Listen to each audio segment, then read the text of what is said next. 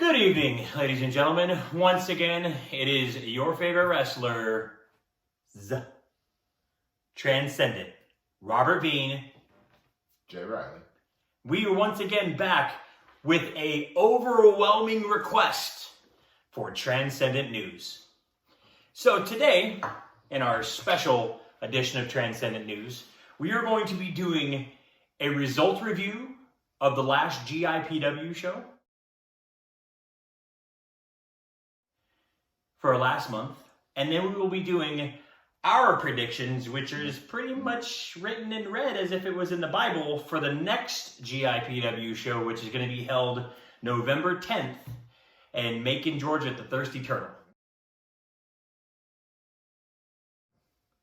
So let's get on to last month's show. Here we go. Okay, opening match at last GIPW was Johnny Casino versus Pastor Troy Navarro versus Sean Montana versus Alex Chase. All right.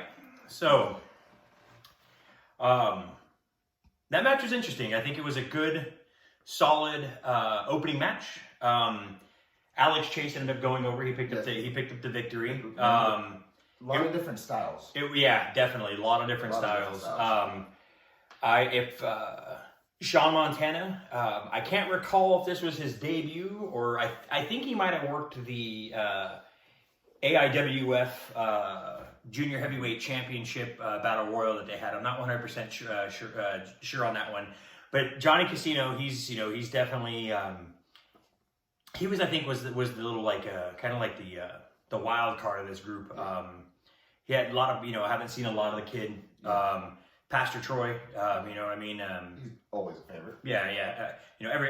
Everybody loves, being told that they're going to hell and having Bibles thrown at them and all that good fun stuff. There's nothing wrong with a man that believes in something and just tries to bring everybody in. I 100% agree. I 100% agree. I mean, hell, if you think about it, that's what we do. Yeah. We try to inform and make people in the state of Georgia realize just how inbred, ancestral cesspool that state is, and we're trying to make them understand so they can better the state as a whole. You don't have to do the same thing day after day. Absolutely. You have to change it up somewhere. I agree. And you just have to wake up one day and be like, this is enough. I will no longer sleep with my sister. I know. I mean, and I don't understand how that's such a difficult concept. But continuing on with the match, Alex Chase, to be totally honest with you, man,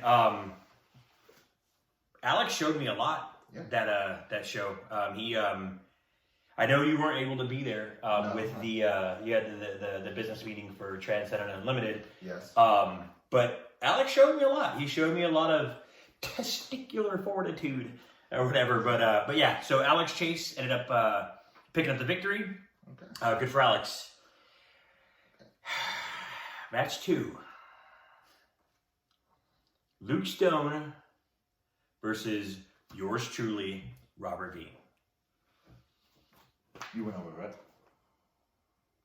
Okay, so here's what happened. Right, Luke Stone cheated ridiculously. We had this ref who I honestly don't even know how he gets dressed himself in the morning. It's ridiculous. He doesn't see anything.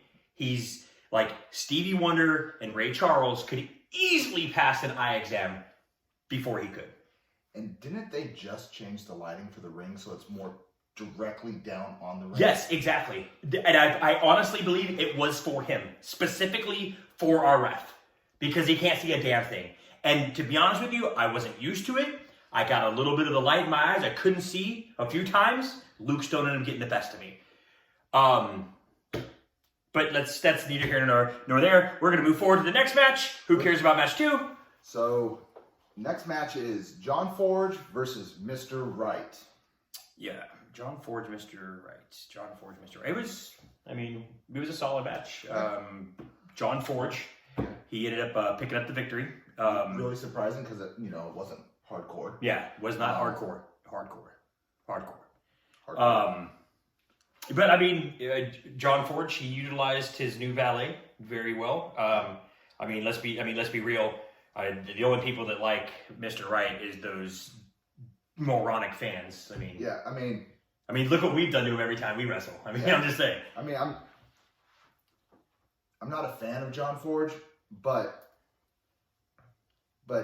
against Mr. Right, I mean, How can you not cheer? Yeah. Who? I just can't stand someone that just goes out there and prays and wears a boa. Yeah, where's a boa? Who wears a boa? Yeah, I Okay, know. Hulk Hogan. Yeah, what's up, Hollywood? You know. Yeah. Okay, let's go to the next match, brother. All right, all right. So the next match we had the Yacht Club, who next to us is possibly my favorite group of guys in GIPW. Bryce Cannon, Kyle Croft. They went in a tag team match against Eddie Honcho, who likes to be called that bitch, and Voodoo Jack. And in that match, I believe it was correct me if I'm wrong. It was who was the one that ended up winning the match again? Yacht Club. That's right. I mean, it's not hard to win a match when you're going against Voodoo Jack. Yeah, or you're either gonna go against the guy that walks around in a lucha mask, or a guy that walks around shaking, which normal people would say shaking your ass, but when your stomach is bigger than your ass, you're just shaking your belly button. Yeah, I mean, it's just tidal wave. Yeah, exactly. I mean, what's up, Typhoon or Earthquake? Then the semi-main. This match, man. This was a match that I'm really upset that I wasn't there to watch. Oh, you should be. But it was Fred Yehai versus Shane Marks with Matt Hankins. I mean, there's not a lot of words for this match, but it was a great match. Oh, absolutely. They went back and forth. It was hard to tell who was going to win throughout the match. You're right. I mean, at the end, Shane Marks won. Yep. It was hard fought on both ends, but I mean, I would like to maybe GIPW do the match again so I could actually be there and watch it. Yeah. You know what's funny is that I was there, and I normally don't waste my time in the city of Macon any longer than I have to. I heard about this match, and I was like, I have to actually see this match, which is funny because I hate saying it, but this was kind of a match that I kind of fanboyed out for a little bit. I'm not going to lie. Matt Hankins, before the match, he grabbed a microphone, and he spoke something that was 100% accurate. And he said that this match is a match that could take place anywhere. And the worthless inbred city of Macon was blessed to have this match there. And in my opinion, Shane Marks versus Fred Yehai, that is a quality type of match that you could be watching on television anywhere. Yes. So yeah, and like you said, Shane Marks, Fred Yehai Part 2. More than anything, I can't wait for that to happen, or if it does happen, it needs to happen again. And then so now we move on to the main event. The main event. Yeah, the main event. It was tables, ladders, and chairs match versus Skrilla, the defending GIPW heavyweight champion, versus D Money versus Wild Thing. And wasn't this for the GIPW? Yes, it was. It was a TLC match for the GIPW Heavyweight Championship. So this match, it was a good match. There was a lot of things in there that happened that was they had a couple pretty good holy shit moments. Yes. Wild Thing, he added a different dynamic to the match. Yeah, I mean that guy, he's literally what his name is. Wild. He's all over the place. Yep. You literally never know what he's gonna do. Absolutely, he's one of those guys that you can sit back and you can expect. Oh, look, he's gonna end up going for this, and out of nowhere, he's gonna drop something or do something else that is just kind of make you sit there and just be like, what the hell did I just watch? Yeah. And then you have D Money, who somehow, some way bought himself into another main event championship match. Not the first and probably not the last. Yeah, I mean, but let's be real. I mean, when you have money to throw around, it's beneficial. And then you have Skrilla, the defending the how to say it, the reigning, defending, undisputed GIPW champion, Skrilla. Doesn't he call himself Skrilla the Great? Yeah, something like that. Yeah. I mean, I'm more like Skrilla the Mediocre. Yeah, I mean, or Skrilla the yeah. But, I mean, at the end of the night, Skrilla did pick up the victory. Yeah. I mean, he showed a lot. I will say that he showed a lot. He showed the fact that he could he can adapt to the type of matches that are coming around. and I think what helps him is I really like this new attitude of Skrilla. I agree. For the longest time, he cared about giving the fans what they wanted and not looking out for himself. Yep. And the moment he started looking out for himself, What happened? he was able to get the GIPW championship. Bingo. So, Skrilla, good job. Yeah, good for you, man. Glad to see that you're finally not caring about the people that, let's be real, don't give a damn about any of us. We're just entertainment. We're like a circus to them. So, all right. So this was the review and results of the September GIPW show, and we'll go ahead and we'll move on to the review for the upcoming show this Sunday. So. Okay. All right. Boom. Breaking news. You heard it first. Opening match. Which, with that being said, GIPW is going to be once again at the Thirsty Turtle. Yes. Sunday, September 10th in Macon, Georgia. Doors open at 4, bell times at 5. And you're pretty sure you want to be here to watch this match that's going to be an opener. So, the opening match of the card is going to be Alex Chase Alex Chase and Wild Thing And Mr. Right. and Mr. Right in a 6-man tag against Pastor Troy Navarro, John Forge, and D Money. So, I think that this is a very interesting contrast of styles here. I think that, once again, Wild Thing is going to be the quote-unquote X factor for this match. What do you think, man? Yeah, I mean, with putting Wild Thing, like we said about last month's show, and Alex Chase, which, I mean, he has a hard-hitting style. He has an overseas style. Yeah. And that throws a lot of guys off. And, I mean, they're facing D-Money, John Forge, I mean, with Pastor Troy. But I think that their speed is what's gonna help them. I agree. I agree. I would have to put my money on Alex Chase, Wild Thing, and that Mr. Right guy. Yeah, that Mr. Maybe guy. Yeah. I'd agree. I think that John Forge brings a in-your-face smash mouth style. I think Pastor Troy. I mean, it's gonna be honestly. I mean, I don't know, man. It's gonna be hard because you got Pastor Troy, and you can't ever go against God on this one. You know, but he does have the big man on his side. But then you got D Money, who, like I said, it's beneficial to have a lot of money to be able to throw around at different people, different referees, things like that. But honestly, man, I'm gonna have to go with you on this one. I think Alex Chase, Wild Thing, and Mr. Maybe are going to pull this one out. And like I said, I believe that I agree with you that I think Alex Chase brings a different style that's not accustomed to Mike in Georgia. And then you also have Wild Thing, who, like I said, I think Wild Thing is going to be the X factor. Now, don't get me wrong, Mr. Right, no matter how much I don't like the guy has the ability to get things done in the ring. Yes, as long as you're not facing a member of Transcendent. Exactly, 100%. All right. Okay, next match we have Yacht Club member Kyle Croft versus Eddie Hancho.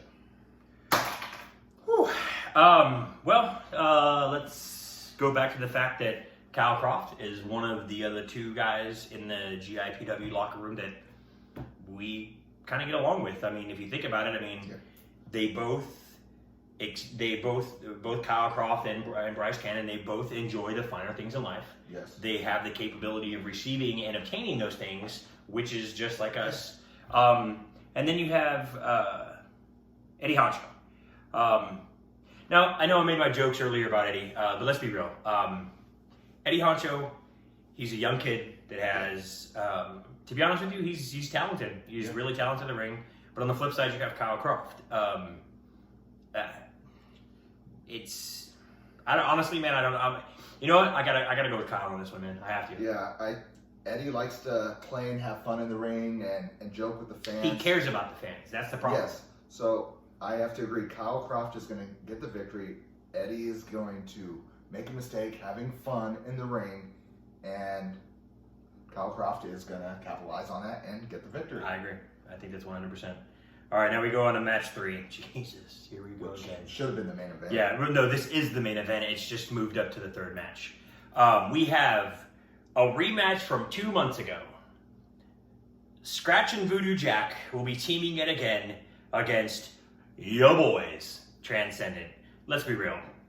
The first time we wrestled, we absolutely dominated. Yeah, they were not even close to getting a victory whatsoever. Never. Not even for a split second did they even come close to pinning either yours or my shoulders on the mat for a 3 count. Never once. The only 3 count was when we pinned them for the win. Absolutely. I mean, I don't remember getting hit one time in that match. No, I think the only time I got hit was when I don't know which one it was, but they came in the ring and I smelled the perfume of their sister that they had on from, I guess, the extracurricular activities they had later or earlier in the day. It must have been Scratch because Voodoo Jack, I mean, yeah, who would? Yeah, I don't even think a family member would. Yeah. So I think it's unanimous. Transcendent is picking up the easy victory. This will be a quick a wham bam. Thank you, Voodoo. It's Scratch's ma'am, and a quick payday and get the hell back out of Georgia. Yes. All right, and so then the next match we have who is that? Who do you got? Luke Stone versus Bryce Cannon. What's your take on this, boss? I mean, Bryce, just like we said, Yacht Club, they're great fashion sense. Great fashion. He definitely knows and has taught me how to wear the polo. I know, you know what I mean? Yeah, absolutely. That's the thing with Kyle. Kyle's helped me take about 3 strokes off my golf game. Yes. And then you have Luke Stone. Honestly, Luke Stone is this make-believe anime guy that thinks that he's gonna collect all 7 Dragon Balls and be granted the wish of being a champion anywhere. And he also looks like a used Q-tip. Yeah. That's also something else. So I think Bryce Cannon? Bryce is he's going over Krill. Yeah. I think Bryce is gonna go over Stone once again into one of those wham bam. Thank you, Luke Stone's ma'am. Yes. And then this match is very, very interesting to me. You're gonna have the second-rate SoCal Austin Towers, who towers above all. That towers above all unless those people are from Northern California, versus the Renegade Enforcer. Now, here's the interesting thing with this, is that the Renegade Enforcer, just a few months back, seemed to align himself with Skrilla. Yes. And that was kind of, I think, the tipping point for Skrilla's new mental state, his new attitude towards everything. And, I mean, I'm going to be honest with you, man. This, in my opinion, is just going to be an absolute quote-unquote Donnybrook. These guys are just going to beat the hell out of each other. Yeah, I mean, it's really hard to pick one or the other. I mean, it's just going to be a brawl. Absolutely. I mean, I'm glad I'm not in that match. I I would win. Yes. But it would hurt. Yes. And so, and you can say however you want. You can make whatever. So, being that Northern California and Southern California, we can't stand each other. But when push comes to shove, Californians, they stand beside each other against anybody else. So, just simply for the fact that Towers is from California, which instantly makes him better than anybody from the South. I'm taking Towers. Okay, I think Towers is going to beat Renegade. Yeah, I mean, go Cali. Yeah, that's about it. So, your dream match. Yes. Go ahead. Go ahead. So I asked if they would do me a little favor. So, and they did. We get Fred Yehi versus Shane Marks, number 2. The rematch. Shane Marks will be there again with Mr. Matt Hankins. Mr. Matt Hankins, I have to applaud you for the way you handle yourself verbally. Shane, I applaud you for how you handle yourself physically. So, the last match, dude, I'm telling you, bro, this match was amazing. Shane Marks rightfully, and I think the right man, the better man, won. This match, I think, once again, is going to be... I honestly don't know what to say. I think that... but with that being said, Fred, I think this time around, just like it was last month, I said, I think instead of yeah, I think it's going to be a lot of no. And I'm taking Shane Marks. Yeah, I mean, honestly, I'm not going to pick a winner on this one. I'm just looking forward to it. But, I mean, if anything, just like last month, Shane Marks is going to get the win. I'm fine with that. And, I mean, that's probably the best match on the card. I mean, minus having Transcendent on the card. So, good for you two. So now to the main event. The main event. It's going to be, once again, for the GIPW Heavyweight Championship, Aaron Black versus the GIPW champion, Skrilla. The Skrilla, the meh. So, here's the problem, is that Aaron Black, he is also from Southern California. Yes. And instantly makes him better than anybody else in the South, hands down. Here's my problem with this. And I want to say, because he's from California, he's going to defeat Skrilla and become the new GIPW Heavyweight Champion. This is my problem. Okay. Aaron Black and I have a little bit of a history. We had a match, and I told him flat out, I mean, let's be honest, the Golden State Warriors, way better than the LA Lakers. Why? Because they're from Northern California. And because of that, he took offense, and he punched me in the mouth for no reason at all. And the fact, like we said earlier, Skrilla's new attitude. I think that's a big factor that has to be I mean, just like we were saying earlier, he woke up one day and said, this is enough.